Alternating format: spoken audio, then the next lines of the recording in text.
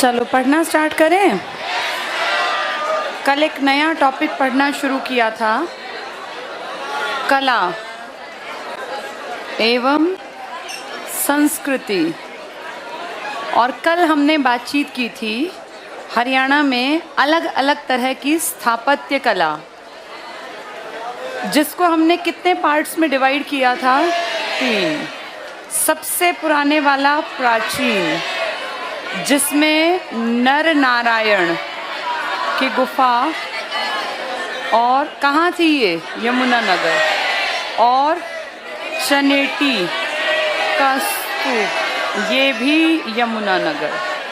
मध्यकाल में ढेरों इमारतें थी, जिनमें आपके 2 बड़े शहर हिसार और फतेहाबाद, और फिर हिसार में हांसी में कई सारी मध्यकाल की पुरानी इमारतें, जिनको बनाने का श्रेय गया था पहले दिल्ली सल्तनत को और लेटर स्टेज में मुगलों को। इसके बाद नया काल आया था ब्रिटिश, जिसमें आपने देखा था एडम, ऑक्टर लोनी और एडम 1805 में करनाल, नए तरीके से बसाया गया शहर। फिर 1806 में कैंट, 1841 में मलेरिया और 43 में शिफ्टिंग होके पहुंच गई अम्बाला। ये सब हमने कल पढ़ा था, और ये एक टेबल के फॉर्म में कुछ पढ़ लिए थे, कुछ रह गए थे। इसी सीरीज़ को आज आगे बढ़ाएंगे, और ये टाइम कंज्यूमिंग प्रोसेस है इसको पढ़ना, क्योंकि हर चीज़ जो है ना उसके बारे में पता होना बहुत ज़रूरी है। देखो ज़रा कितने पेजेस कल पढ़े थे। कल हम पेज 157 पर थे, और इसका टेबल का तीसरा पार्ट पढ़ के चौथे पार्ट को मैंने सड़क के बारे में डिटेल से समझाया था। इस सड़क का एक नाम क्या था? जरनैली सड़क, सड़क ए आजम, उत्तर पथ। और इसको लॉर्ड ऑकलैंड ने नाम दिया जीटी रोड। पुराने टाइम में कच्ची थी, फिर पक्की करवा दी। ठीक है, पेज 157 के 5th पॉइंट पर हम पहुंच गए थे। जल महल। जल महल शायद पढ़ना था आज। ठीक है, कई बार मैंने बताया, अब इसके बाद ये दोबारा टॉपिक नहीं होगा। पर्यटन लास्ट चल रहा है, क्योंकि पर्यटन में इसको लास्ट कवर करके इसके बाद दोबारा इस तरह की बातें नहीं होंगी। कई बार तुम्हारे सामने ये शब्द आया, कौन सा महल है ये? और इस किताब के कवर पेज पे जो एक महल बना हुआ है, वो भी जल महल है। जल महल में एक बेसिक बात यह है कि इसके आसपास जल मिलेगा। पुराने टाइम में जब अकबर और बैरम खां ने भारत पर आक्रमण करके, इसके पिताजी हुमायूं ने जब दूसरी बार कोशिश की कि भारत मुझे वापस मिले, तो उस टाइम उनकी एज के इससे बड़ा फैक्टर तो था, वो मर गए थे सीढ़ियों से लुढ़क कर। अकबर और बैरम खां ने मेन काम किया, और इसमें हमारे लिए सबसे इम्पोर्टेंट है पानीपत का दूसरा युद्ध, जिसमें ऑलमोस्ट जीत हासिल हो गई थी रेवाड़ी के किसको? हाँ, हेमू को, हेमचंद्र विक्रमादित्य। लेकिन ऐन मौके पे वो मर गए, और उनके मरने में सबसे बड़ा योगदान दिया था शाह कुली खान। और शाह कुली खान से इम्प्रेस होके, क्योंकि ये युद्ध 1556 का है, इनको बहुत सारी ज़मीन शाह कुली खान को अकबर ने एक तरह से गिफ्ट दिया कि भाई तुमने हमारी मदद की, तुम्हारी वजह से हम इंडिया वापस आ पाए, तो हम तुम्हें गिफ्ट दे रहे हैं। और ये गिफ्ट नारनौल के पास का एक बड़ा इलाका था, 11 एकड़ में पूरा इलाका। ये कह दिया कि तुम यहाँ से जीवन यापन करो, जितने रुपए आए यहाँ के टैक्स के तुम रखो। और उस टैक्स के पैसे से इस आदमी ने, शाह कुली खान ने 11 एकड़ की ज़मीन में अलग अलग बहुत सारे मॉन्यूमेंट्स बनवाए, जिनमें से एक मॉन्यूमेंट का नाम है जल महल। ये 1570 से काम करा रहा था अपने इस इलाके पर अगर स्पेशल जल महल कहेंगे तो 1591, इसको टिक कर देना। वैसे इसने 20-22 साल लगातार कंस्ट्रक्शन का काम जारी रखा, जिनमें सबसे फेमस इसका जल महल है। तो 11 एकड़ आसपास की सारी ज़मीन मिलाकर, ये 11 एकड़ में नहीं है। इसका निर्माण किस सन में हुआ है? और वैसे इसने कंस्ट्रक्शन 1570 के बाद से पैसा इकट्ठा किया, लोगों से टैक्स लिया, और ये किसके कारण ऐसा पॉसिबल हुआ? अकबर के कारण। तो ये है आपका जल महल नारनौल का। 11 एकड़ इसने ज़मीन बनाई है, जल महल समेत। 11 एकड़ मतलब 11 आज के टाइम में किले मान लो, तो उसमें बहुत सारे मॉन्यूमेंट्स बने थे उस टाइम पर। 11 एकड़ का टैक्स नहीं है, 11 एकड़ में इसने काम किया है। चलो 157 पे आ जाओ। और अकेला ये थोड़ी है जल महल, जल महल तो एक स्ट्रक्चर है, बहुत सारे स्ट्रक्चर बनाए। जल महल में देखो नारनौल 1591, यहाँ लिख लो, लिखो 1570 से 1591 तक 11 एकड़ में कई इमारतें बनाई गई। हमारे लिए सबसे इम्पोर्टेंट जल महल है, वैसे इमारतें बहुत सारी बनी थी। 11 एकड़ में 1570 से 1591 कई इमारतें बनाई गई।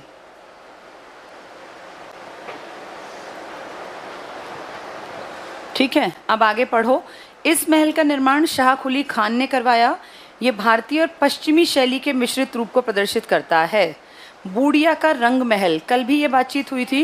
ये सबकी अपनी अपनी अलग सोच है। हमारा हरियाणा टूरिज्म ये कहता है बूढ़िया के रंग महल वो जगह है जहाँ किसका जन्म हुआ था, बीरबल का। और ये रंग महल बाद में किसने बनवाया है, शाहजहां के काल में एक आदमी ने, हाँ एक आदमी ने पैसा लगाया। तो शाहजहां कब था और बीरबल कब था? बीरबल तो किसका समकालीन था, अकबर। अकबर ने 1605 तक राज किया, 1605 से 1627 तक जहांगीर, फिर उसके बाद शाहजहां आया 1627 से 1658। तो सोचो शाहजहां ने बनवाया जहां पे बड़ा महल, वहां कभी अकबर के दरबार में रहने वाले बीरबल का जन्म हुआ था। इसी को आप कहते हो बूढ़िया। ये बूढ़िया भी लिखा और बूढ़िया। इसका रंग महल 3 स्टोरी बिल्डिंग बनाई गई थी। और बहुत लोग कहते हैं कि एक प्लेजर हाउस था, यहाँ आके वो बीच में ठहरा करते थे। जैसे औरंगजेब के भाई ने नहीं बनवाया था अपना ये पंचकुला, क्या बनवाया था, पिंजौर का किला, जो पूरा पिंजौर का बहुत सुंदर महल टाइप बनवाया था। ऐसे ही बूढ़िया में बूढ़िया का रंग महल है जो बाद में बना है। किसके टाइम पर, किसका जन्म था यहाँ? हाँ, हमारा हरियाणा टूरिज्म ये मानता है कि जो अपना बूढ़िया का फोर्ट है ना, इसको बनवाया था सिख शासकों ने। ये मैंने कल आपको बताया था कि हमारे अकॉर्डिंग क्वेश्चन पूछेंगे वो। यहाँ टिक कर लो, बूढ़िया का रंग महल। अम्बाला को काटो तो मत, यमुना नगर कर लो। पहले अम्बाला था, अब ये यमुना नगर है। इसके बाद पढ़ो, इसमें कोई सन नहीं एग्जैक्टली लिखा क्योंकि पता नहीं ना कब बना था। कोई कहते हैं सिख लोगों ने काम किया, कोई कहता है शाहजहां, कोई कहता है अकबर के टाइम। 3 मंजिले इस भवन का निर्माण शाहजहां के किसी दरबारी द्वारा करवाया गया। तो ये एक तरह का प्लेजर हाउस था, भाई आए ठहरे फिर आगे रास्ते में निकल गए लाहौर की तरफ। शेख चिल्ली का मकबरा, कल परसों भी बात हुई थी, किसका गुरु है ये? औरंगजेब के बेटे का आध्यात्मिक गुरु है। तो पैसा किसने, ये शाहजहां के, पैसा कौन लगाएगा, शाहजहां। 1650 में बना। इस आदमी का लंबा चौड़ा नाम लिख लो, अब्दुर रहीम अब्दुल करीम। अब्दुल नहीं है, पहला अब्दुर है, अब्दुर रहीम, फिर इसी के आगे अब्दुल करीम। एक नाम ना रख लें, कितने नाम रखें, अब्दुल रहीम अब्दुल करीम। इसके बाद एक और नाम है इसका, अब्दुल रज्जाक। हाँ, इसी के नाम है ये, अब्दुल रज्जाक। एक लाइन में लिख लो, मैंने इसलिए लिखा था कि तुम्हें याद रह जाए। इसी आदमी का नाम अब्दुल रहीम अब्दुल करीम अब्दुल रज्जाक, ठीक है। या शेख चिल्ली, यही आदमी है शेख चिल्ली, जिसका मकबरा कहाँ है, थानेसर। और थानेसर कहाँ पड़ेगा, कुरुक्षेत्र। तो कुरुक्षेत्र में थानेसर में इनका मकबरा। और ये हरियाणा का ताजमहल जो 1650 में बना था। यहाँ लिख लो, ये शाहजहां का शासनकाल। अभी पीछे जो तुम पढ़ रहे थे बूढ़िया का रंग महल, वो भी किसके काल में बना, शाहजहां। इसीलिए शाहजहां के काल को स्थापत्य कला का स्वर्ण काल कहते हैं। ये जगह जगह बिल्डिंग बनवा देता था, कहीं भी पैसा दिया बिल्डिंग बनवा दी। चलो, इसका पूरा लंबा चौड़ा नाम अब्दुल रहीम अब्दुल करीम अब्दुल रज्जाक शेख चिल्ली। अब पढ़ो इसको, थानेसर 1650 में बना। इस मकबरे का निर्माण शाहजहां के पुत्र दारा शिकोह द्वारा करवाया गया। लेकिन तब तक तो पैसा उसके पास ही नहीं था। पैसा किसका था 1650, शाहजहां। तो खर्चा शाहजहां ने करवाया। ये 4 बाग पद्धति पर आधारित है, जैसे बाकी सबके मकबरे हैं, चाहे वो हुमायूं का हो चाहे ताजमहल हो। लिख लो यहाँ 4 बाग पद्धति। ये पेपर में आ जाएगा हरियाणा में कहाँ 4 बाग पद्धति है, तो शेख चिल्ली के मकबरे में। 4 बाग का मतलब समझते हो ना? हाँ, जहाँ मकबरा हो उसके आसपास 4 ऐसे बाग बना दिए जाते हैं और इनके बीच में ऐसे छोटी छोटी सी, उस टाइम की, आज तो तुम्हें नालियाँ लगेंगी, तब नहर टाइप चलती थी, और बीच में यहाँ एक थोड़ा जैसे नीचे से ऊपर की तरफ सीढ़ियाँ चढ़ा के ऊपर मकबरा बनाते हैं, टॉम्ब। तो यहाँ पर ये चारों नीचे की तरफ पूरा हरियाली का इलाका, और यहाँ ऊपर जाके टॉम्ब मिलेगा। इसी को कहते हैं 4 बाग। ये मुगलों ने हमें सिखाया, हमें नहीं पता था ऐसा। यहाँ लिख लो 4 बाग पद्धति। नेक्स्ट पढ़ना, ये हो गया ना, शाहजहां के पुत्र ने करवाया हरियाणा का ताजमहल। इसकी सुंदरता के कारण इसे क्या कहा गया? हरियाणा का ताजमहल। ठीक है, आगे देखो। इसमें अगले पेज पर एक मैप है, मैप को भी छोड़ दो, उससे आगे आओ 159 पर। महम चौबीसी का चबूतरा, कितने गांव की बैठक? 24 गांव की बैठक होती थी। महम रोहतक 1656, किसका टाइम रहा होगा? शाहजहां कब से कब तक था? 1627 से 1658। इस बीच में हरियाणा के कई तुमने पढ़ लिए। क्या क्या पढ़ा? बूढ़िया का रंग महल, अभी तुमने पढ़ा ताजमहल हरियाणा का, और अब तुम पढ़ रहे हो ये महम की चौबीसी चबूतरा। ये टिक कर लो 1656। तो इससे समझ जाना शाहजहां ने सिर्फ देश में नहीं, हरियाणा में भी काम किया। अंडरलाइन करो, इसका निर्माण सुद्दो कलाल ने करवाया शाहजहां के काल में। बार बार शाहजहां आने का मतलब है स्थापत्य कला काफ़ी उभरी है हरियाणा में, आगरा में, दिल्ली में और देश के कोने कोने में इसके टाइम पर। इसे स्वर्ग का झरना और महम की शान भी कहते हैं। यहाँ 24 गांव की कहते हैं पंचायत होती थी, और आज भी कोई राजनेता जब अपनी राजनीति का सफ़र शुरू करता है तो अपना राजनीति में एंट्री का कहते हैं आशीर्वाद यहाँ से लेने जाते हैं। महम का कौन सा चबूतरा था ये? चौबीसी चबूतरा। पुराने टाइम में माना जाता था कि जिसको यहाँ का आशीर्वाद मिल गया ना, उसका राजनीति में एक पैर जम ही जाएगा। तो चौबीसी चबूतरे की इंपॉर्टेंस पुराने टाइम से है। आगे देखो, शेख तैयब का गुंबद, इसी आदमी का नाम है लाला मैदीनी मल। लिख लो, शेख तैयब का नाम लाला मैदीनी मल। ऐसा लग रहा है नाम से हिंदू हो, लाला मैदीनी मल, लेकिन मुस्लिम नाम है मैदीनी मल। और इसी का नाम क्या है? शेख तैयब। शेख तैयब का मकबरा लाला मैदीनी मल। ये टिक कर लो, कैथल में 16th सेंचुरी में बना। ये भी, इस गुंबद का निर्माण हजरत शाह सिकंदर ने करवाया था। ये गुंबद पठान वास्तुकला को प्रदर्शित करती है। ये गुंबद लाखौरी ईंटों से बना हुआ है। लाखौरी ईंट ना बहुत पतली ईंट हुआ करती थी, और आज भी कभी अगर तुम्हें घूमने जाने का मौका मिले, बादशाही ईंट उसी का नाम था। कई नाम थे इसके, लाखौरी ईंट, इसी को कहते थे बादशाही ईंट। ये ईंट हमारी आज की जो ईंट है ना, इससे काफ़ी पतली होती थी। हाँ, बहुत पतली लेकिन चौड़ी हुआ करती थी। अगर वैसे देखोगे दीवार में, आज भी अगर आप कभी जाओ तो अकबर का जो आगरा में लाल किला है ना, अकबर का किला, उसमें आज जैसे दीवारें झड़ गई हैं, तो ये स्पष्ट दिखता है दीवारों में कि अंदर की तरफ बहुत पतली पतली ऐसी इस तरह की ईंट लगी हुई हैं। जैसे आज हम देखें तो हमारी ईंट थोड़ी मोटी और भारी होती है, आजकल तो और भारी ब्लॉक्स आने लग गए, लेकिन ये ईंट बहुत पतली हुआ करती थी, चौड़ी थी लेकिन पतली थी। इसे कहते हैं बादशाही ईंट। अब पूछ लेंगे हरियाणा में कौन सी बड़ी इमारत पुराने समय की लाखौरी ईंटों से निर्मित है? कई आएंगी, ये पहली टिक कर लो, अंडरलाइन कर लो यहाँ, लाखौरी ईंट। यहीं लिख लो बादशाही ईंट। इसी को काकियां ईंट भी कहते हैं, काकियां ईंट, काकियां, सब ईंटों का ही नाम है, एक ही ईंट है, ये पतली पतली ईंट थी। चलो इसके बाद आगे पढ़ना, मैदीनी मल का हो गया। हजरत शाह सिकंदर, बीरबल का छत्ता आप अच्छी तरह जानते हैं। बीरबल ज़्यादा कहाँ घूमते थे? नारनौल। और वहाँ पे एक आदमी था बाल मुकुंद, ये गुप्त नहीं है, इसके नाम के आगे लिखते थे राय, राय बहादुर। तो ये राय क्या बन गया? ये राय। मुकुंद दास का छत्ता, मुकुंद दास नाम के आदमी ने ये बनवाया और कहते हैं बीरबल यहीं ज़्यादा रहा करते थे, तो कुछ लोगों ने इसका नाम रख दिया बीरबल का छत्ता। बीरबल का रंग महल तो बूढ़िया का रंग महल जो सिख शासकों ने पहले बनवाया, बाद में फिर शाहजहां के किसी दरबारी ने। लेकिन बीरबल का छत्ता अगर पूछें तो ये आंसर आएगा यमुना, ये नारनौल। कहाँ पड़ेगा ये? नारनौल महेंद्रगढ़ में। टिक कर लो ये। बीरबल का छत्ता नारनौल 17वीं शताब्दी में बना, तो वही 1600 वाले काल में। इसका निर्माण मुगल शासक शाहजहां के दरबारी और नारनौल के दीवान राय मुकुंद दास ने करवाया था, इसलिए इसे मुकुंद दास का महल भी कहते हैं। इसका पूरा नाम था बाल मुकुंद। लिख लो यहाँ, बाल मुकुंद। बाल मुकुंद गुप्त का आगे जाके हम पढ़ेंगे, राइटर भी थे, बहुत बड़े पत्रकार।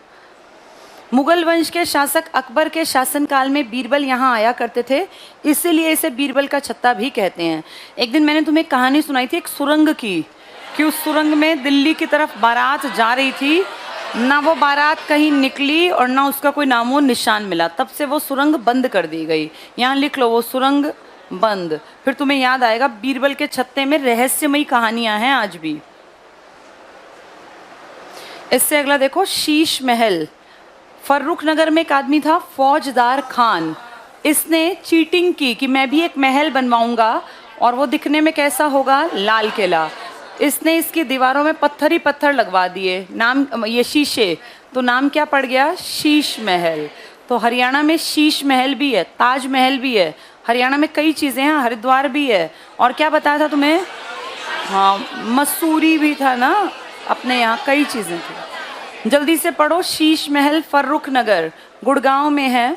इसका निर्माण फर्रुख नगर के मुगल गवर्नर थे फौजदार खान। लिख लो नाम, मुगल गवर्नर का नाम फौजदार खान, इन्होंने करवाया। ये महल लाल बलुआ पत्थर, तो लाल किला भी किससे बना है? लाल बलुआ पत्थर। और लाखौरी ईंट, अभी क्या बताया? लाखौरी ईंट, बादशाही ईंट, काकियाँ ईंट, पतली ईंटें होती थी। और झज्जर पत्थर, तुम्हें लगेगा ये पत्थर गलत है, बिल्कुल ठीक है, झज्जर पत्थर का एक प्रकार है झज्जर पत्थर। हमारा पहला अखबार भी कहाँ से निकला था? जिसका नाम क्या था? हरियाणा। तो झज्जर पत्थर से बना है। पूछेंगे हरियाणा में कौन सा किला या महल झज्जर पत्थर से निर्मित है? तो ये शीश महल। कहाँ का है ये? फर्रुख नगर गुड़गांव का। बीरबल का रंग महल टिक कर लो, यमुना नगर। ये कौन सा रंग महल है? ये बूढ़िया ग्राम का किला। लिखो यहाँ, बूढ़िया का किला या रंग महल, सिख शासक। ये यमुना नगर जो पीछे पड़ के है वही है ये। कानौड़ का किला। कानौड़ कौन सी जाति है? ब्राह्मण। कानौड़िया ब्राह्मण जाति के लोग थे, कानौड़िया, इसी को कहते हैं कानौड़। और इन्होंने कहते हैं बसाया था अपना महेंद्रगढ़, इसलिए महेंद्रगढ़ का प्राचीन नाम भी क्या था? कानौड़। कानौड़िया ब्राह्मण के कारण, जैसे मेवात मेव जाति के कारण मेवात है ना, ऐसे कानौड़ के कारण कानौड़ का किला भी था यहाँ, ब्राह्मण जाति। लिख लो यहाँ, ब्राह्मण, कानौड़ के पास, महेंद्रगढ़ का पुराना नाम। इसके बाद नीचे टेबल पे आ जाओ, वास्तुकला से संबंधित कुछ और तथ्य। महेंद्रगढ़ में जल महल, बार बार तुम पढ़ रहे हो, जल महल किसने बनवाया? शाह कुली खान। कितने एकड़ में पूरा कॉम्प्लेक्स है? इनमें से मेन इमारत कब बनी? 1591। वैसे काम ये 70 से कर रहा था। इसको इतना पैसा कहाँ से मिला?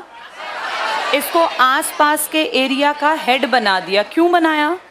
इसने सेकंड पानीपत की बैटल में बैरम खां और अकबर की मदद की। ये पढ़ लो जल महल दोबारा। इसे शाह कुली खान ने बनवाया। ये इमारत खान सरोवर के बीच में है, बीच में सरोवर और उसके बीच में ये इमारत लाल और बलुआ पत्थर से बनी, स्तरीय। इसको छोड़ दो स्तरीय को, लाल बलुआ पत्थर।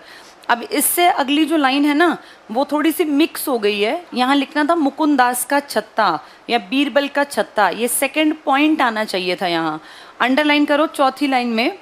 यहाँ एक मुकुंद दास का महल भी है, उसी को बता रहे हैं ये, जो शाहजहां के दीवान थे मुकुंद दास, जिनका नाम क्या था? बाल मुकुंद, मुकुंद।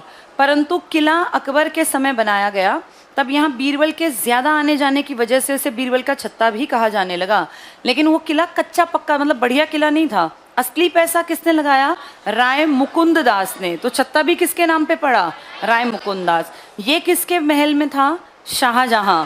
बीरबल पुराने टाइम में था, बीरबल अकबर, अकबर के बाद जहांगीर आया, जहांगीर के बाद शाहजहां, शाहजहां के टाइम पर था ये वहाँ पर, इसने पैसा वहाँ से कमाया और यहाँ अपना छत्ता, ये बीरबल का छत्ता। अगला टिक करो, चोर गुंबद। एक आदमी ने अपने मरने से पहले अपनी गुंबद बनवाई, ये खुद भी नहीं जानता था कि यहाँ चोर आके बस जाएंगे और लोगों ने इसका नाम क्या कर दिया, चोर गुंबद। ये टिक कर लो, चोर गुंबद, नारनौल, महेंद्रगढ़। फिरोज शाह तुगलक के समय जमाल खान द्वारा निर्मित करवाया गया। इसने इसका नाम चोर गुंबद थोड़ी रखा था, इसने तो बेचारे ने अपने हिसाब से बनवाया था, पैसा था, लेकिन बाद में ये जगह किसने कब्जे में कर ली, चोरों ने, तो नाम पड़ा चोर गुंबद। महेंद्रगढ़ में है माधोगढ़ का किला, जयपुर के राजा माधव सिंह ने बनवाया। और अगर एग्जाम में आए महेंद्रगढ़ का किला तो नहीं, माधोगढ़ का किला माधो सिंह का है और महेंद्रगढ़ का किला तात्या टोपे का। यहाँ लिख लो, ये लिखो महेंद्रगढ़। क्या तुम्हारा हरियाणा कभी मराठों के अधीन भी था? महेंद्रगढ़ का किला ये किसने बनवाया था? तात्या टोपे। कौन तात्या टोपे? 57 की क्रांति का एक बहुत शूरवीर सेनापति, जो किसकी सेना को संभाल रहा था? नाना साहब। नाना साहब तो बच गए थे, अंडरग्राउंड हो गए थे। तात्या टोपे 57 की क्रांति में भागा नहीं, जंगलों में जाके छिपके अंग्रेजों को दुखी करता रहा। बाद में एक घटिया चुगलखोर आदमी ने इसका पता बता दिया अंग्रेजों को और ये पकड़े गए, फिर इनको फांसी की सज़ा दी गई थी। तो 57 की क्रांति के वीर शहीद कहलाते हैं तात्या टोपे। तात्या टोपे का इलाका, वैसे तो ये MP महाराष्ट्र के आसपास एक्टिव थे, लेकिन आपके यहाँ पर जो काम किया इन्होंने वो कहाँ किया? महेंद्रगढ़। ये लिख लो, ये इंपॉर्टेंट बात है। तात्या टोपे, महेंद्रगढ़ का किला बनवाया तात्या टोपे ने। और पूछेंगे माधोगढ़ का किला, तो ये माधो सिंह ने, ये तो जयपुर साइड के राजा थे, माधो सिंह। दोनों महेंद्रगढ़ में। महेंद्रगढ़ का किला किसने बनवाया? तात्या टोपे। तात्या टोपे किसकी सरकार के सेनापति हैं? नाना साहब। कौन सी क्रांति में काम किया? ठीक है, अब आ जाओ मंदिर स्थापत्य। ये तात्या टोपे वाले के पास इंपॉर्टेंट लिख लेना। मंदिर स्थापत्य पे आ जाओ। मंदिरों के बारे में तुम्हें वैसे भी जानकारी है थोड़ी बहुत। हरियाणा में मंदिर किस काल में ज्यादा बने थे? 3 काल में से एक ही काल में मंदिर बन सकते हैं। कौन से काल में? प्राचीन काल में। देखो, मध्यकाल में मंदिर बनाना पॉसिबल क्यों नहीं था? भाई राज मुसलमानों का था, मंदिर कहाँ से बनाते? और ब्रिटिश तुम्हारे मंदिर क्यों बनवाएंगे? ब्रिटिश अपने चर्च बनवाएंगे, तुम्हारा कोई राज काज था नहीं। तो ज्यादातर मंदिर किस काल के हैं? प्राचीन काल। और मैंने कल भी ये बात की थी, मंदिर सिर्फ 3 तरह के हो सकते हैं, या तो मंदिर मिलेंगे हिंदू, या मिलेंगे जैन, या बौद्ध में भी ज्यादातर आपके यहाँ कोई बड़ी बात नहीं है, स्तूप हैं, या फिर आपके यहाँ जो पिलर मिले ना, अशोका, हाँ, या तो पिलर या तो फिर स्तूप, जिसे आप स्तंभ कहते हैं। बौद्ध मंदिर आपके यहाँ कोई बहुत बड़े लेवल पे नहीं है, जैसे कहीं कहीं मोनेस्ट्री पाई जाती है, आपके यहाँ इतनी नहीं है। जैन ने आपके यहाँ थोड़ा बहुत काम किया, और आपके यहाँ जैन के इक्का दुक्का मंदिर हैं जिनमें तीर्थंकरों की मूर्तियाँ हैं, लेकिन बहुत बड़े लेवल पे जैनियों का काम भी यहाँ नहीं है। जो हिंदू हैं इनके बहुत सारे मंदिर, इनफैक्ट हरियाणा का तो एरिया ही क्या कहलाता है? हाँ, कि आपके धर्म, कौन से धर्म के? हिंदू धर्म के पूरी नगरी है ये, और यहाँ ढेरों तीर्थ स्थल हैं। और अगर कुरुक्षेत्र को बीच में रखें तो कुरुक्षेत्र के आसपास 48 कोस तक कहते हैं, थोड़ी थोड़ी दूरी पर ही हमारे प्राचीन हिंदू सभ्यता संस्कृति से जुड़े कोई ना कोई साक्ष्य मिले। तो इसे कह दिया 48 कोस के एरिया में पूरा हिंदू कल्चर दबा पड़ा था, और आपकी सरकारें कह रही हैं कि हम इसको प्रमोट करेंगे, 48 कोस पे काम करेंगे। करेंगे कब वो नहीं पता। कुरुक्षेत्र की बेल्ट अगर देखें तो नीचे की तरफ फिर ये कैथल आ गया, यहाँ फिर नीचे करनाल, फिर इस तरफ वो जींद आ गया, फिर यहाँ पानीपत। इस पूरी बेल्ट में ढेरों तीर्थ स्थल हैं। बस ये अलग बात है कि वो फेमस नहीं हो पाए, क्योंकि वो जिस काल के थे उसके बाद आपके यहाँ कौन सा काल आया था? मध्यकाल, जिसमें कौन से लोग आए होंगे? मुस्लिम। और फिर उन्होंने वो सारे तीर्थ स्थल और वो सब जानबूझ के तोड़ने की भी कोशिश की गई होगी ना। और फिर इसके बाद ब्रिटिशर्स को आपसे मतलब क्या था? तो इसलिए इतने प्राचीन चीज़ों को मेंटेन करना काफ़ी मुश्किल रहा, तो इसलिए बहुत सारी चीज़ें गायब हो गई। लेकिन इन मंदिरों में आज भी साक्ष्य हैं कि हम लोग एक तो बहुत ज़्यादा पूजा किसकी करते थे? एक हमने बहुत ज़्यादा पूजा की विष्णु की, और हमने देवियों की भी पूजा की। अपने यहाँ सती, सती का मतलब क्या हुआ? पार्वती। इनके भी कई इस तरह के सिद्ध पीठ हैं कि भाई जो पूरे दुनिया में, देश में जानी जाती हैं। इसके अलावा आपने हनुमान के लिए भी हरियाणा में कहीं कहीं काम देखा। विष्णु शिव जी का काम ज़्यादा प्राचीन है, और जिसको आप वैदिक काल कहते हैं ना, उस टाइम के आसपास के बाद तक इनके ऊपर पुराने टाइम में कई मंदिर बने हुए थे, जो आज तक भी पुराना जो ईंटों का मंदिर है वो स्थित है। तो ये मान के चलो कि हिंदू धर्म के लगभग देवी देवताओं के मंदिर हरियाणा में हुआ करते थे, और ये तो वो आज बचे हुए हैं जो टूटे नहीं। बीच के काल में तो कितने तो तोड़ के खत्म कर दिए गए होंगे, फिर भी हरियाणा में आज भी बड़े पैमाने पर बड़े मंदिर पाए जाते हैं। इस कुरुक्षेत्र में एक सरोवर है जिसका नाम है ब्रह्म सरोवर, और आप सबको पता है ब्रह्म सरोवर किससे संबंधित है? ऐसा माना जाता है स्वयं भगवान ब्रह्मा ने सृष्टि को बनाने की शुरुआत इस सरोवर की मिट्टी से की। कुछ लोग कहते हैं कि राजा कुरु ने इसको खुदवाया था अपना खर्चा करके। ब्रह्म सरोवर आज देखने लायक है, और नवंबर दिसंबर में जब गीता जयंती महोत्सव आता है ना, तो ये सच में बहुत सुंदर दिखता है जब यहाँ लोग दीपदान करते हैं, और एक शाम से और रात के बीच में लाखों दीप इस पानी में सरोवर में तैरते हैं, तो बहुत सुंदर व्यू बनता है। ये ब्रह्म सरोवर का जिक्र हम बढ़ा चढ़ा के नहीं कर रहे, इसका जिक्र एक और आदमी ने, अल बरूनी ने, अपनी किताब उल हिंद में भी किया है। तो इससे ये पता चलता है कि सिर्फ हम नहीं कहते, ये दुनिया इसको मानती होगी कि बहुत सुंदर बड़ा सरोवर था। इसकी लंबाई चौड़ाई की अगर मैं बात करूं, तो ये इसकी लंबाई है ये 3600 फुट है, और इसकी चौड़ाई की अगर बात करूं 1500 फुट है। तो ये मान के चलो कि काफ़ी बड़ा सरोवर है, और ख़ासियत ये है कि इतना पैसा दान में आता है कि ये पूरे का पूरा सरोवर क्या कर रखा है, पक्का। आप इसके चारों तरफ ऐसे घूम सकते हैं। 3600 फुट लंबा और 1500 फुट चौड़ा। यहाँ बीच में सरोवर है, और बीच में सरोवर के टेम्पल है, तो ये अपने आप में बहुत खूबसूरत है।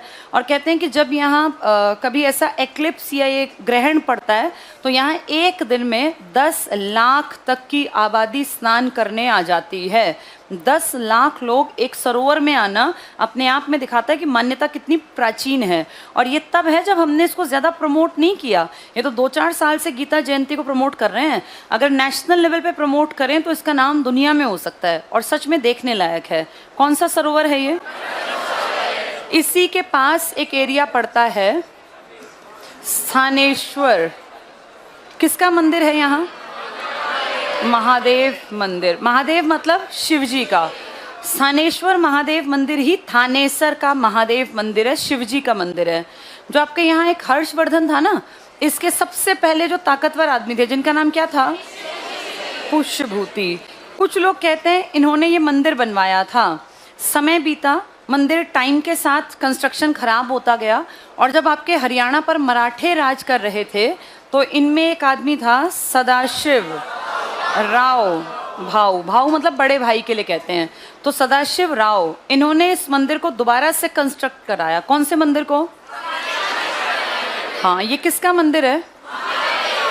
स्थानेश्वर महादेव मंदिर के बिल्कुल पास में ये गुरुद्वारा भी है।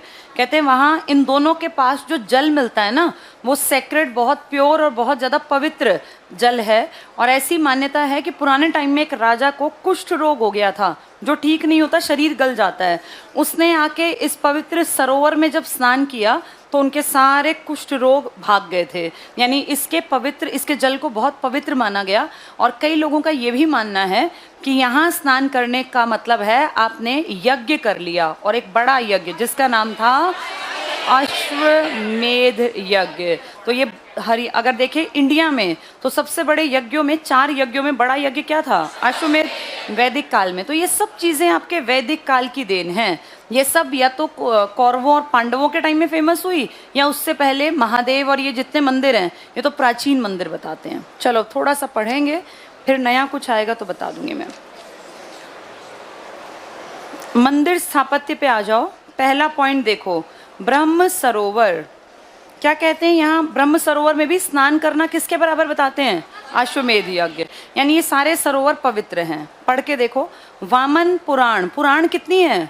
18। पुराण किसने लिखी हैं?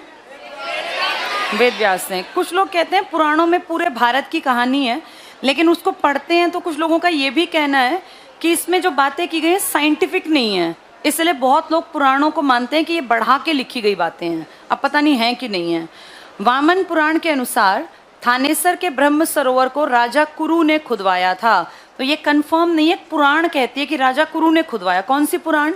वामन पुराण। मत्स्य पुराण, ये दूसरी पुराण क्या कहती है? यहाँ पर सूर्य ग्रहण का मेला लगता है। तो दो पुराण इसके बारे में कहती हैं, एक कहती है कुरु ने बनवाया, एक कहती है यहाँ मेला लगता है। मान्यता है, मान्यता तो लोगों ने बना ली, कि ब्रह्मा ने कुरुक्षेत्र की मिट्टी से विश्व बनाया। ये सरोवर चारों ओर से पक्का है और अल-बरूनी की किताब उल हिंद या तहकीक ए हिंद का में इस सरोवर का उल्लेख है या जिक्र है। तो अगर पूछें कि विदेशी किस किताब में तुम्हारे सरोवर का जिक्र है, तो किताब उल हिंद। किसकी किताब है? अल-बरूनी। ये किसके साथ आया था? ये गजनवी के साथ आया था। लिख लो यहाँ, गजनवी। गजनवी ने आपके यहाँ पे राज नहीं किया, बस आया, पैसा लूटा और भाग गया।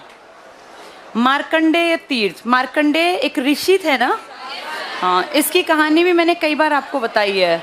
मार्कंडेय, इन ऋषि का जब जन्म हुआ तो इनके पिताजी से पूछा था कि एक नालायक औलाद चाहिए जो लंबी जिए या काबिल औलाद जो कम जिए। तो उन्होंने कहा था मुझे औलाद काबिल चाहिए। तो 16 साल की लाइफ लेकर ये एक ऋषि के रूप में जन्मे और बचपन से हमेशा इनका ध्यान था कि शिवजी की पूजा करूं। शिवजी की पूजा इतनी की कि जिस दिन अंत समय आ गया, 16 साल के हो गए, तो ऊपर यमराज को खबर मिली कि भाई ये शिवजी का भक्त है और इसकी आत्मा को लाना आसान नहीं होगा। तो यमराज ने कहा कि मैं खुद ही जाऊंगा। और जब जाके यहाँ इनको मार्कंडेय जहाँ पूजा कर रहे थे शिवलिंग के पास, जब उसने वो एक रस्सा सा फेंका कि भाई इसकी आत्मा खिंच जाए, वो शिवलिंग में चला गया रस्सा और वो एकदम से उखड़ गया। और वहाँ शिवजी प्रकट हुए और शिवजी ने कहा तूने गड़बड़ की, तुझे युद्ध करना पड़ेगा। फिर शिवजी और यमराज की लड़ाई हुई जिसमें यमराज हार गए और यमराज से शिवजी ने कहा मार्कंडेय ऋषि क्या होने चाहिए? अमर। और वहाँ से महामृत्युंजय का मंत्र चल पड़ा, क्योंकि जब शिवजी आए तब ये मार्कंडेय ऋषि जो 16 साल का एक छोटा लड़का था, ये महामृत्युंजय मंत्र का ही जाप कर रहे थे। तो ये कहानी वहाँ से है। आज आप जानते हैं मार्कंडेय, आपके यहाँ एक नदी का भी नाम है मार्कंडा। मार्कंडेय ऋषि का आश्रम था वहाँ। चलो जल्दी से पढ़ लो। मार्कंडेय तीर्थ, शाहबाद कुरुक्षेत्र में। एक बार ये पीछे बोलो, जिनके पास किताबें नहीं उनको बाहर करो, आधों का पढ़ने में ध्यान नहीं है। अंडरलाइन करो मार्कंडेय में आगे, भगवान शिवजी से है। मार्कंडेय भगवान शिव के बहुत बड़े भक्त थे। इस स्थान पर शिवजी अपने भक्त की जान बचाने के लिए यमराज से भिड़ गए। कितनी एज में डेथ हो गई थी इनकी? 16। हुई नहीं थी डेथ, होनी निश्चित थी। यहाँ लिख लो 16 वर्ष। मार्कंडा नदी इन्हीं के नाम पर है। इनके नाम पर कई तीर्थ हैं अपने यहाँ, आश्रम भी है इनका। सन्निहित तीर्थ, ऐसा कहते हैं विष्णु भगवान हरियाणा में हमेशा विराजमान रहते हैं। कौन से तीर्थ में? हाँ, सन्निहित तीर्थ। अब देखो तुमने तीसरे भगवान पढ़ लिए। सबसे पहले ब्रह्मा पढ़े, ब्रह्म सरोवर। अब शिवजी मार्कंडेय के साथ पढ़े। अब किसको पढ़ रहे हो? विष्णु। इसको ध्यान से सुन लो। अपने यहाँ सबसे प्राचीन और सबसे अच्छी नदी मानी जाती थी सरस्वती, जिसको कहते थे कि नदियों की माँ है, धरती की माँ। ये सुना है ना आपने? सरस्वती को कहते हैं, इसमें 7 धाराएं आकर मिलती थी। नदियाँ नहीं कह रही मैं, 7 धाराएं अलग अलग डायरेक्शन से आके मिलती थी और ये सब मिलके सरस्वती नदी को बनाती थी। तो ये सरस्वती नदी सबसे पूजनीय नदियों में इसका नाम आता था। इससे ज़्यादा काम की थी सिंधु नदी, लेकिन ज़्यादा यूज़ और ज़्यादा पूजा पाठ में जिसका इस्तेमाल किया वो सरस्वती। आज तक भी मान्यता है कि भगवान विष्णु का निवास यहाँ पर है, इसी इलाके में, जहाँ कौन सा तीर्थ बनाया गया। और हिंदुओं की तो इतनी मान्यता है कि यहाँ पे पिंडदान भी करते हैं। एक पिंडदान हरियाणा में पांडु पिंडारा जींद में करते हैं और एक पिंडदान करते हैं अपने सन्निहित तीर्थ के पास, जहाँ किसका परमानेंट निवास है। कौन सी नदियाँ आसपास में? सरस्वती की धाराएं, छोटी नदियाँ आके इसमें गिरी थी। देखो जरा, सन्निहित तीर्थ। थानेसर कुरुक्षेत्र में स्थित इस तीर्थ का संबंध विष्णु भगवान से है। टिक कर लो विष्णु। तुमने ब्रह्मा का पढ़ा, शिवजी का विष्णु। इस सरोवर में अमावस्या की रात स्नान करना बहुत पावन माना गया। यहाँ पर भक्त पिंड दान करने आते हैं। अंडरलाइन कर लो पिंड दान। और इस सरोवर को 7 सरस्वती नदियों की धाराओं का संगम, एग्जाम में यही पूछ लें, 7 धाराओं का संगम सरस्वती का कहाँ था? तो क्या टिक करोगे? जहाँ विष्णु भगवान है। कहाँ पर? सन्निहित में। ये इंपॉर्टेंट है धाराओं वाला पॉइंट। कहते हैं रावण ने भगवान शंकर की पूजा इसी स्थान पर की थी। ये रावण भी याद है तुम्हें? अपना प्लेन लेके हमारे यहाँ उतरे थे कई बार। रावण बहुत पक्के ये थे, मान लो शिवजी की भक्ति करने वाला, और इसीलिए इसको बहुत सारे वरदान प्राप्त थे। रावण भी किस धर्म के माने जाते हैं? इसीलिए जब राम भगवान ने रावण को मारा तो उन्होंने आके हमारे यहाँ स्नान किया था कि ब्राह्मण हत्या के पाप से मुझे मुक्ति मिल जाए। नेक्स्ट पढ़ना, मनसा देवी मंदिर पंचकुला में। शक्ति देवी मनसा देवी एक ही है। कहते हैं मणि माजरा के एक थे गोपाल सिंह नाम के राजा। गोपाल सिंह, कोई बहुत पुरानी बात नहीं बता रही।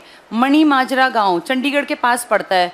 इन्होंने ये वाला इलाका डेवलप करवाया जिसको आप क्या कह रहे हो? मनसा देवी का मंदिर। इसमें ना बहुत दुनिया आती थी। मनसा देवी एक तो आपका हरिद्वार में है और एक ये वाला। आपका मनसा देवी का मंदिर बहुत फेमस था और यहाँ दुनिया आके चढ़ावा दे के जाती थी, लेकिन इसकी केयर किसी ने की नहीं। बाद में मनसा देवी का एक ट्रस्ट बना दिया, हाँ, और इस ट्रस्ट का मुखिया बना दिया सीएम। और अब सीएम ने कहा कि भाई इतना पैसा आता है तो इसका डेवलपमेंट भी तो करना चाहिए। पिछले 2-3 साल पहले इसके लिए बजट से अच्छे मोटी रकम निकाली और अब मनसा देवी पे पहले चढ़ना बड़ा मुश्किल था क्योंकि ऊपर पहाड़ों में चढ़ना, एज्ड हैं, परेशान होते लोग। इन्होंने सीढ़ियाँ बनवा दी और ग्रेनाइट का पत्थर लगवा दिया।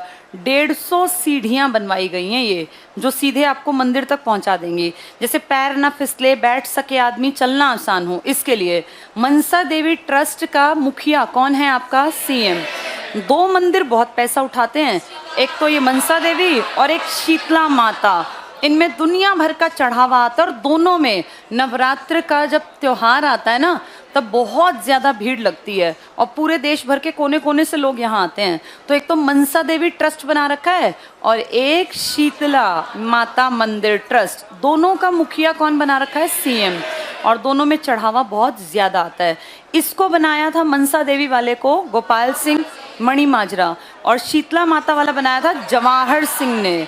जवाहर सिंह जाट राजा था, सूरजमल के बेटे थे। दोनों याद कर लेना। दोनों का आज अगर कहे मुखिया तो ट्रस्ट का मुखिया कौन? सीएम। लेकिन दोनों को बनवाने वाला एक मणि माजरा का गोपाल सिंह और एक अपने जवाहर सिंह। चलो पढ़ेंगे। मनसा देवी पंचकुला में, इसी को शक्ति देवी कहते हैं। बहुत पुरानी बात नहीं है, 1811 से 15 में बना है ये। पढ़ के देखो। यहाँ पर नवरात्रों का मेला लगता है। मणि माजरा के महाराजा गोपाल सिंह, यहाँ लिखो 1811 से 1815, तो अभी बना है, बहुत पुराना मंदिर नहीं है ये वाला। 1811 से 1815 ने इस मंदिर का निर्माण कराया। यहाँ लिख लो, हरियाणा सरकार ने 150 सीढ़ी अभी बनवाई थी, 18-19 के आसपास, पेंडेमिक से पहले की घटना है ये। 150 सीढ़ी बनवा दी ग्रेनाइट का पत्थर इस्तेमाल करके। और इसका मुखिया भी कौन है? सीएम। ट्रस्ट बना रखे हैं पूरे बड़े बड़े, ये भी, और एक दूसरा कौन सा बताया? शीतला माता मंदिर ट्रस्ट। ट्रस्ट में फिर सारा पैसा जाता है। अगला देखो, कार्तिकेय मंदिर।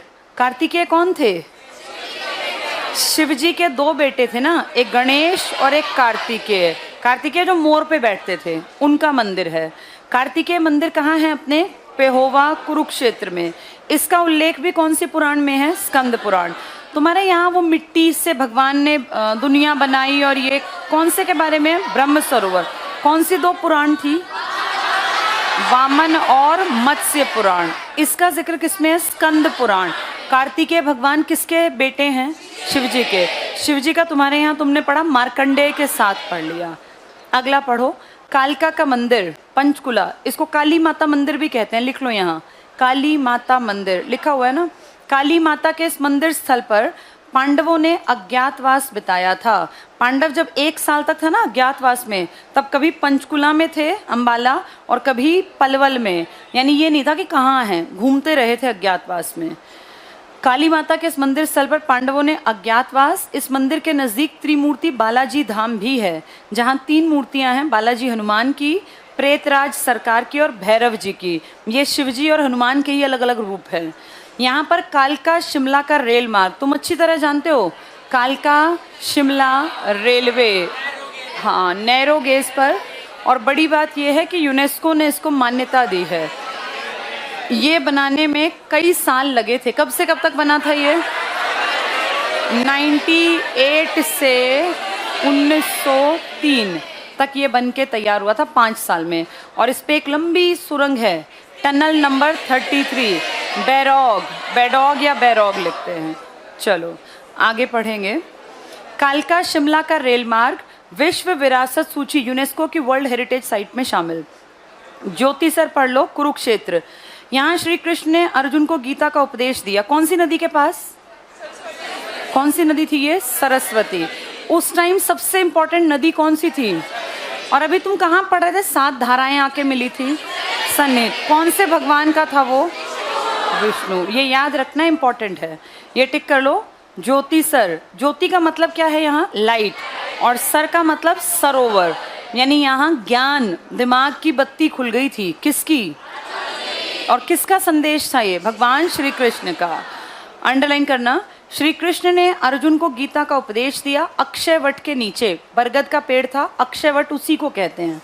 इसका संबंध महाभारत में मारुत और पद्म पुराण में दधीची ऋषि हैं ये, इनसे बताया गया।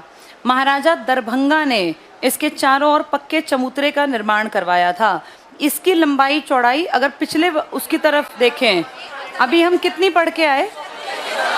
लंबाई थी उसकी 3600 फुट और चौड़ाई कितनी थी? हाँ, उसकी चौड़ाई थी 1500। किसकी बात हो रही है ये है ब्रह्म सरोवर, जिसके बारे में हमने कुरु और राजा और ये सब पढ़ा, पहला। दूसरा, अब तुम क्या पढ़ रहे हो? इसकी लंबाई कितनी है? 1000 फुट और चौड़ाई कितनी है? 500 फुट। ये इंपॉर्टेंट है, ये दोनों चीजें। ये टिक कर लो यहाँ। ज्योतिसर यहाँ लिख लो, लंबाई जहाँ लिखा है कुरुक्षेत्र, सरोवर जहाँ लिखा हो ना वहाँ लिख लो, लंबाई 1000 फुट और चौड़ाई 500 फुट। इसके बाद अगला पॉइंट टिक करना, सीता माई। सीता माई मंदिर, नीलोखेड़ी, करनाल। ये सीता माई हमारे वाली नहीं है, नेपाल की है कोई। ये अंडरलाइन करना, नेपाल से संबंधित सीता देवी के नाम पर। ऐसा मानते हैं यहाँ भी वो देवी धरती में समा गई थी। जो हमारी सीता है वो अलग है। ये सीता देवी कौन से वाली? नेपाल की। अगला पढ़ना, शीतला माता मंदिर, माता कृपी, गुड़गांव। आप सब जानते हो माता कृपी किसकी पत्नी है? हाँ, गुरु द्रोणाचार्य की। तो वो कहाँ रहेंगी भाई? अपने हस्बैंड की जो इलाका, जो प्रॉपर्टी है वहीं जाएंगी ना। कहाँ है वो? गुरुग्राम। और आज इसी को आप कहते हो कौन सी माता? जिसमें पैसा बहुत आता है। और ट्रस्ट का मुखिया कौन है? सीएम। जो मंदिर किसने बनवाया था? जवाहर, जाट राजा जवाहर सिंह ने। लेकिन अब दोबारा से कहते हैं इसको रिकंस्ट्रक्शन के लिए सरकार काम कर रही है, और हो सकता है इसको और भव्य बना दें, क्योंकि दुनिया आती है यहाँ।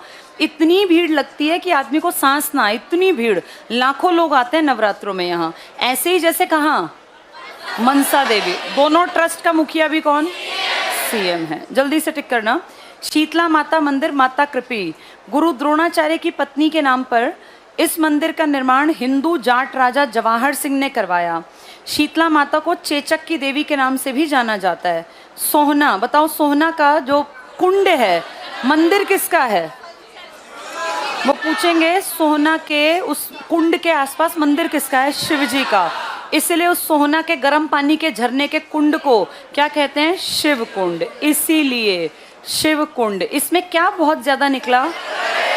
हाँ, और ये गर्म है। सल्फर कौन सी डिजीज को ठीक करता है? स्किन। इसलिए स्किन डिजीजेस के लिए आज भी लोग ये पता नहीं कर पाए, डॉक्टर्स भी, कि क्या लॉजिक है। जो चीज़ें डॉक्टर ठीक नहीं कर पाते, ऐसा मानते हैं यहाँ जाके एक बार स्नान कर लो और वो जितनी बॉडी में स्किन में प्रॉब्लम है वो सब ठीक हो जाएगी। ये टिक कर लो। सोहना, गुड़गांव, शिव मंदिर है यहाँ और उसी का कुंड है ये। यहाँ पर गर्म पानी का चश्मा है। चश्मा समझते हो ना? हाँ, क्या होता है? झरना। पर जिसमें नहाते हैं ना वो झरना नहीं है, वो एक बीच में कुंड बना रखा है। पत्थर चारों तरफ पक्के लगा के कुंड टाइप। तो शिव जी का मंदिर टिक कर लो, ये शिव कुंड इसीलिए कहलाता है, ये शिव कुंड। और यहाँ गंधक, गंधक मतलब सल्फर, सल्फर युक्त पानी है और पानी में सोने की रेत मिलती है, लेकिन ये रेत मिलती है इतनी कम कि आज तक तो किसी को दिखी नहीं। वो वहाँ भी मिलती है, यहाँ भी मिलती है, पर वो इतनी कम क्वांटिटी है कि ऐसा नहीं कि उठाया और सोना निकल आया, ऐसा बिल्कुल नहीं है। आगे पढ़ लो, जिसे गोल्डन डस्ट या स्वर्ण भस्म भी कहते हैं। यहाँ लिख लो किसने ये कुंड बनवाया था। एक बंजारा था, उस बंजारे के बारे में ज़्यादा नहीं पता, पर कुछ कहते हैं उसका नाम चतुर्भुज था। ये तो नाम अजीब सा लग रहा है, पर ऐसी मान्यता है उसका नाम ये था, या तो उसका नाम चतुर्भुज था और या फिर उसका नाम था लखी शाह।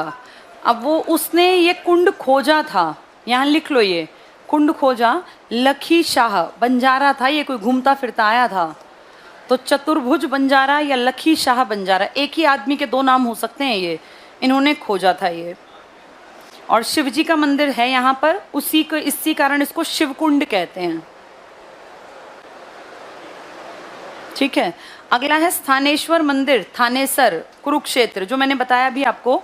इसका निर्माण पुष्यभूति ने, पुष्यभूति किसके वंश का पहला? हर्षवर्धन, अंडरलाइन कर लो। और पुनः निर्माण सदाशिव राव भाऊ, ये मराठा था। यहाँ वेरी इंपॉर्टेंट लिख लो, ये पूछते हैं बहुत बार। यहाँ पांडवों और श्री कृष्ण दोनों ने विजय के लिए पूजा की। किसका मंदिर है ये? स्थानेश्वर में महादेव शिव का। कहते हैं भगवान शिव जो थे ना, इनका उस टाइम पे बहुत बोलबाला था। और जब श्री कृष्ण भगवान, ये हो गया कि भाई अब युद्ध कंफर्म है, होगा, तो भगवान कृष्ण पांडवों को लेके इस मंदिर में गए थे, महादेव के मंदिर में। और इन्होंने कहा था भगवान शिव की पूजा करके कि मैं धर्म के साथ हूँ, और धर्म के साथ ये 5 भाई हैं, यानी मैं इनके साथ रहूँगा, कोई दिक्कत नहीं है, धर्म जीतेगा। लेकिन जो कौरव हैं, इनके पास कुछ इस तरह के अस्त्र हैं जिनका कि मैं भी सामना नहीं कर सकता। तब इन्होंने फिर शिवजी से कहा था कि आपको कुछ भी करके उन अस्त्र शस्त्रों के प्रयोग को इस तरीके से बदलवा देना है कि वो हमारे ऊपर हावी ना हो। और यहाँ इन्होंने फिर आशीर्वाद लिया था, इसीलिए कौरव पीछे रह गए थे। कौरवों की सेना और कौरवों के अस्त्र शस्त्र इन पांडवों से ज़्यादा भारी थे, लेकिन भगवान कृष्ण का साथ, और कृष्ण को पता था रास्ता कहाँ से जाएगा, तो उन्होंने महादेव की पूजा करवाई थी, शिवजी की पूजा। और इसीलिए कौरव इतने बलशाली, इतनी बड़ी सेना और इतने अस्त्र शस्त्र के बावजूद हार गए थे। वो इसी जगह की गई थी पूजा जो आप पढ़ रहे हैं। अब ये टिक कर लो, स्थानेश्वर महादेव मंदिर थानेसर में पांडवों और श्री कृष्ण दोनों ने विजय के लिए पूजा की थी। यहाँ लिख लो, शिव से आशीर्वाद। ये कृष्ण के कहने पे पांडव गए थे यहाँ। कहते हैं यहीं से गजनवी जब आया था आपके देश में, तो मूर्ति यहाँ से निकाल के ले गया था, बहुत मूर्तियाँ थी, और उसी मूर्ति को ले जाके उसने वहाँ पर अपने चौराहे पे रखवा दिया था अपने देश में। भूतेश्वर मंदिर पे आ जाओ। भूतेश्वर मंदिर जींद में है। भूतों का ईश्वर कौन है? शिव जी। जींद में एक ऐसे तालाब था, और तालाब में ही मंदिर है बीच में। इस मंदिर का नाम क्या है? भूतेश्वर। भूतों के ईश्वर कौन है? शिव जी। तो भूतों के ईश्वर के नाम पे भूतेश्वर मंदिर। और इस तालाब को हम कहते हैं ये रानी का तालाब था। क्यों कहते हैं इसको? क्योंकि पास में ही कोई रानी का महल था जिसमें से कोई अंडरग्राउंड सुरंग थी, और ये इसमें स्नान करने आती थी, तो लोगों ने इसका नाम क्या रख दिया था? रानी का तालाब। इस तालाब के बीचों बीच क्या था? हमारा भूतेश्वर का मंदिर। और तालाब के बीच में मंदिर अमृतसर का गोल्डन टेम्पल है, इसलिए हम इसको कह देते हैं हरियाणा का गोल्डन टेम्पल, इसी कारण से। तो हरियाणा में भी ढेर चीज़ें हैं, जल्दी से पढ़ लो इसको। भूतेश्वर मंदिर जींद, शिवजी के मंदिर, भूतों के ईश्वर शिवजी हैं, का निर्माण रघुबीर सिंह राजा थे ये यहाँ के, इन्होंने करवाया। इसका संबंध कुरुक्षेत्र की 48 कोस की परिक्रमा से है। यहाँ लिख लो, रानी का तालाब, शिवजी का मंदिर है, इंपॉर्टेंट, और हरियाणा का गोल्डन टेम्पल भी कहलाता है, या गोल्डन टेम्पल की तर्ज पे बना मंदिर भी कहलाता है। तो हरियाणा का गोल्डन टेम्पल कौन सा कहलाएगा? भूतेश्वर। हरियाणा का ताजमहल क्या कहलाएगा? हरियाणा का लाल किला क्या कहलाएगा? फर्रुख नगर का शीश महल। ये याद रखने। हरियाणा का चेरापूंजी, ठीक है। यहाँ लिख लो रानी का तालाब। इस रघुवीर सिंह ने अपना पैसा खर्च करके रानी का तालाब, तालाब के बीचों बीच शिव मंदिर, जिसको किसका मंदिर कहते हैं? भूतेश्वर, भूतों के ईश्वर। दाऊ बलराम जी का मंदिर, जल्दी से टिक कर लो। बलराम कौन? श्री कृष्ण के भाई। वंचारी या बंचारी, पलवल में 4 ही मंदिर हैं, 3 यूपी में, 1 अपने यहाँ, टिक कर लो। ये पलवल में बना मंदिर श्री कृष्ण के बड़े भाई बलराम। बलराम की पत्नी कौन थी? रेवती, जो कौन थी? रेवाड़ी के राजा की बेटी। अगला देवी कूप। एक दिन मैंने तुम्हें कहानी सुनाई थी कैसे जो अपनी सती, जो पार्वती थी, इनके पिताजी ने एक बड़ा यज्ञ करवाया जिसमें ना शिवजी बुलाए ना पार्वती। शिवजी तो अपनी परिक्रमा पे कहीं थे, ये अपने पिताजी के घर गई तो वहाँ उन्होंने इनसे बात नहीं की तो ये कुंड में कूद गई जिसमें ये सती हो गई। फिर इनके शरीर को लेके जब शिवजी गुस्से में घूम रहे थे तो विष्णु ने शरीर के 52 टुकड़े कर दिए, वो अलग अलग पूरे देश के कोने कोने में गिरे, उनसे टेम्पल बन गए, जिनमें से एक टेम्पल हमारे यहाँ भी है जिसका नाम है देवी कूप। देवी कूप कहते हैं यहाँ सती का, हाँ, राइट साइड के पैर का टखना गिरा था। देवी कूप यानी ये भी एक जगह जहाँ वो शरीर का जब हिस्से अलग अलग कर रहे थे तो अपने यहाँ भी गिरा था। ये पढ़ लो जल्दी से लास्ट। देवी कूप थानेसर, यहाँ कृष्ण ने गीता का पाठ किया, इसको काट देना, ये गलत छप गया। महाकाली के लिए बना हुआ है, बिल्कुल ठीक है। यहाँ लिख लो भद्रकाली या सती का दायां टखना गिरा। पार्वती के ही रूप हैं ये, माँ ज्वाला, माँ कामाख्या, सब इन्हीं के हैं सारे। तो भद्रकाली या सती का दायां टखना गिरा। और लास्ट पढ़ लो डीघल गांव का शिवालय। हरियाणा में पहले बड़ा गांव क्या था? सिसाए, लेकिन अब सिसाए तो नगर उसमें आ गया, अब क्या रह गया? मोखरा। कुछ लोग कहते हैं कि मोखरा से बड़ा डीघल पड़ेगा जब जनगणना होगी, अब वो देखते हैं कब जनगणना होगी, पर ये भी बड़े गांव में आता है डीघल गांव। डीघल कहते हैं एक जाट आदमी था जिसका नाम था डीघा। डीघा जाट ने जो बसाया वो कौन सा गांव बन गया? डीघल। कहाँ है ये? झज्जर में, टिक मार्क कर लो। ये डीघा जाट ने बसाया था, बड़े गांव में से एक ये भी है, पर पहला बड़ा गांव कौन सा था? सिसाए। अब नहीं है, लिखो अब मोखरा। मोखरा कहाँ का? रोहतक का, लिख लो अब मोखरा गांव। मोखरा गांव की लड़की थी ना ये, साक्षी मलिक। मोखरा गांव रोहतक।